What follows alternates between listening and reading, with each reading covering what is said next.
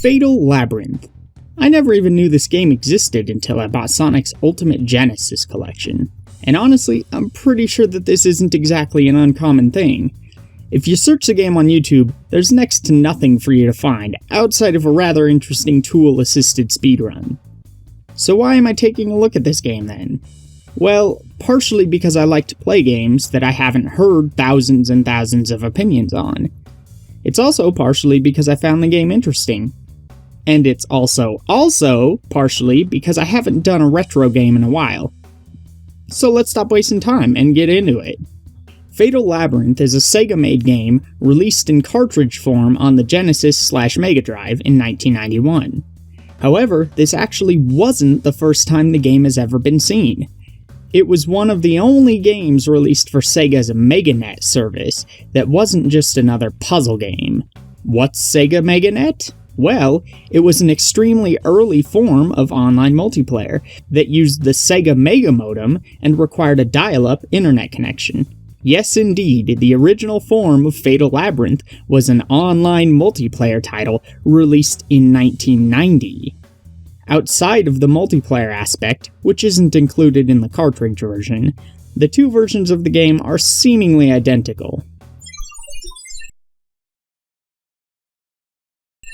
Fatal Labyrinth falls into the category of a roguelike. It's effectively a procedurally generated tower consisting of 30 floors and a roof, where players reveal areas as they explore and fight enemies.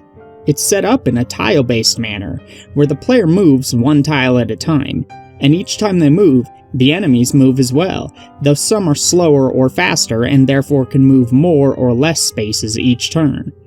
The player's goal is to get through all 30 floors and face the boss at the end, with the environment and enemy sets changing every 10 floors. As they defeat enemies, they'll level up and gain more HP, strength, and defense. But more important is finding and using the items strewn throughout each floor. These items can range from swords, axes, shurikens, and spears, to armor, potions, magical canes, magical scrolls, and magical rings. Your hero's life recharges as he walks around, and he has a food meter that decreases at the same time. Get too hungry and you'll start losing health, but eat too much and you'll slow down and eventually die from overeating. Wait, what? As I said before, every floor in Fatal Labyrinth is randomly generated each time you play, outside of the roof and the 30th floor. There are what seems like a large number of floor layouts, with some being rather interesting in design. Most of them feel completely random, but others are vertical or horizontal lines of identical rooms, rooms connected by hallways that spiral to the center of the map, or even just a single massive room. These rooms also have traps, like pits that drop you down to the previous floor, ground tiles that alert every monster on the floor to your presence, dead ends, and hidden passages to find. To begin with the gameplay, let's take a look at the enemies you'll find across your journey. There are several different types, like hopping Medusa heads, robot eggs, living trees, mimics, ninjas, and plenty more. Some of these are easier to damage, while others are more adept at evading you. All of them have varying HP values, and many of them can cause status effects. The status effects in this game are ruthless. They range from things like semi-permanently lowering your max HP or defense, to destroying or stealing equipment, resetting how much of the floor you've explored, and even forcing you to dance, as the game calls it, which means you're not in control of where your character steps each turn for several turns. This leads to a game that quickly can get extremely difficult if you don't think things through, but for the most part it's an interesting difficulty level, though I wouldn't always call it completely fair. One interesting mechanic the game uses is that it also randomly generates item uses each time you start a new game. So if the pink ring heals your character one time you play, if you start over the next day, it might instead drop your hunger gauge to 1. Yes indeed, not every item helps you, and you don't know what any scrolls, canes, potions, or rings do until you either appraise them with the proper scroll type or use said item. Weapons and armor also hide their stats until you equip them for the first time, but since the stats for them are always the same, this only matters if the first time you equip something during a playthrough, it happens to be cursed. Otherwise, you can always tell cursed equipment apart because its stats will read as 0. Weapons themselves also have varying accuracy ratings, with spears being the most accurate but the weakest, axes being the exact opposite, swords being the middle of the road, and bows and shurikens having limited ammo.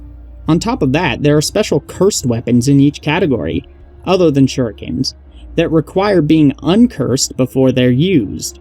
I never found any of these weapons, but they're supposed to be much stronger than anything else. In order to keep track of things once I learned that items change uses each playthrough, I kept notes for this game on pencil and paper. This is the first time I recall needing to do that since completing the side dungeons and such in games like Final Fantasy X-2 for the first time, and that was over a decade ago. It was kind of fun to do that sort of thing, and I likely would have loved that as a kid, since the game doesn't allow you to save, forcing you to start from scratch anytime you want to play. Though I was too stupid to ever think of this, and therefore don't have any footage of it, I learned after I finished the game that the magical rings and potions which have negative effects can serve as dangerous projectiles if thrown at your enemies. This is an interesting sort of trap, and can serve to feel like adequate revenge for the game using its own traps against you. Seriously, those pits that send you back to the previous floor can be exhausting. Some things stay the same when you fall through a pit, like the layout of the floor you fall to and the floor you fall from. What changes is the enemies on that floor, their placement, and all of the items respawn. So at the same time, these pits can also be a blessing in disguise if you're looking to farm for items on easier floors. Meanwhile, enemies respawn all at once if you take too long on a floor, and any enemy you met and killed will immediately know where you are from that point on until you move to the next floor. It seems like this happens only after you've killed everything on that floor and then take more than maybe 30 or so steps. So you really need to be aware of where the exit is and where you are in relation to it once you kill the last enemy. You can quickly get overwhelmed if they respawn while you're in a bad spot, and dying will send you back to every 5th floor. So dying on floor 24 will send you back to 20, while dying on floor 25 just restarts you from the same floor. Luckily, you still have all of your items when you die.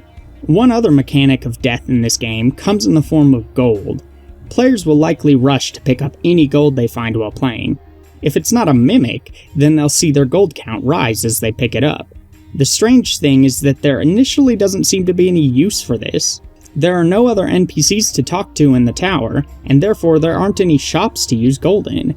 No, gold actually only has one purpose. The more gold you have, the more people show up at your funeral if you die. Indeed, this game is that cynical. However, gold can also serve one other purpose, though I'm not exactly sure how it works, so I wouldn't rely on it. Ninja, which steal items from you occasionally, can instead steal your gold. So theoretically, the more gold you have, the higher the chance that they won't steal a much more precious item from you. However, I'm not sure if all types of ninja do this, or just one or two.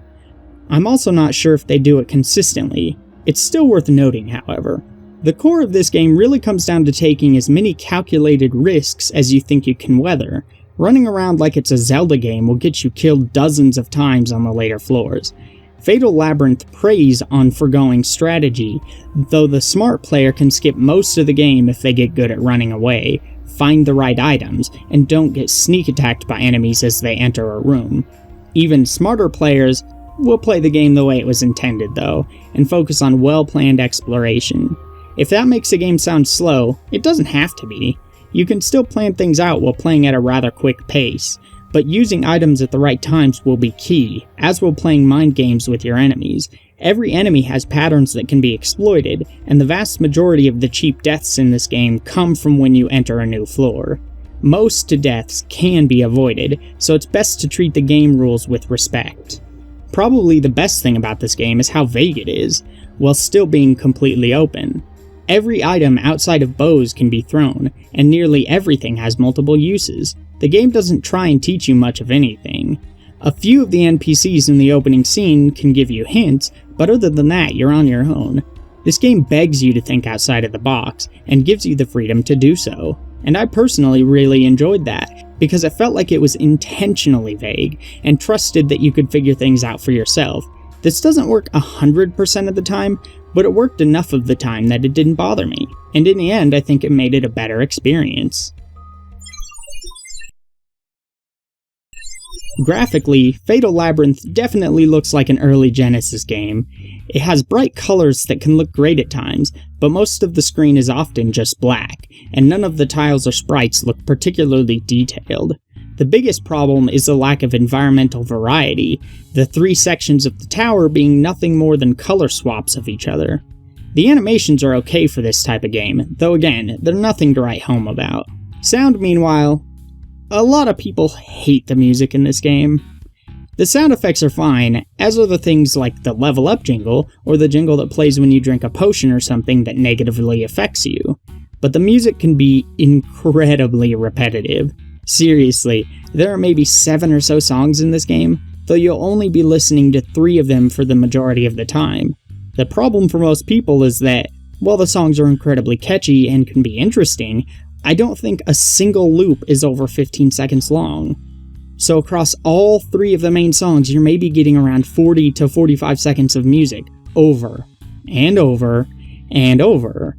Granted, this didn't really bother me, since I found myself humming my own melodic riffs over the music without even realizing it, so there's something good in there. But it would have been great if there was more to it, and I can understand why people are upset about it, especially because there's no option to turn it off. There are a few things in this game that could be changed to make it worlds better. First things first, options. I don't really care what kind of options, it just needs options. Sound options, gameplay difficulty options, I just think it needs some options. Secondly, apparently rings eventually wear out and stop working. It'd be great if the game let you know when a ring breaks. Even though I praised the game for being vague, this is something you could likely never realize on your own, which is in stark contrast to most every other mechanic. Most everything else, though vague, can be learned just by playing. The game should also display how much experience you need to level up while it's at it. It's really just that simple, though it's not particularly a big deal. I know a lot of people who've played this game would want me to say that the gold should do more for you, but honestly, I kinda like the cynicism it implies. It's something that's there for people who want it and can be completely ignored by everybody else, but I suppose it's worth noting. This is also technically a small thing, but I wish the menu didn't close completely every time you exit a category. I would rather it exit back to the main menu first. The game doesn't move until you move, so that small change wouldn't cause players to take any unfair damage or anything. Finally, there should be more music, and longer loops. My thoughts are that it could randomly change the music each floor, that way you're not going through 10 floors before getting anything new. And they could even use it to clue people in on what type of floor this might be. Maybe a certain song implies that there are a lot of robots, while another song implies that there's an excess of hidden doors everywhere. This game seems to get a lot of flack, particularly from people who treat it as if it's supposed to be a regular old RPG, but it's not. Roguelikes are very different, and should be judged on different terms. That being said, Fatal Labyrinth is a rather simple and in some ways bland addition to that genre. But for most people who want a decent roguelike on a console, people who just adore the genre and want more for it, or people who are looking for an easy way to get into the genre, I'd say this game is just fine. It's nothing fantastic, but it's not deserving of near as much hate as it gets. What about you guys? Have any of you played Fatal Labyrinth? Maybe it was a game that gave you a lot of flack as a kid? I'd like to hear about it. Post your thoughts down in the comments. Have a great week and see you next time.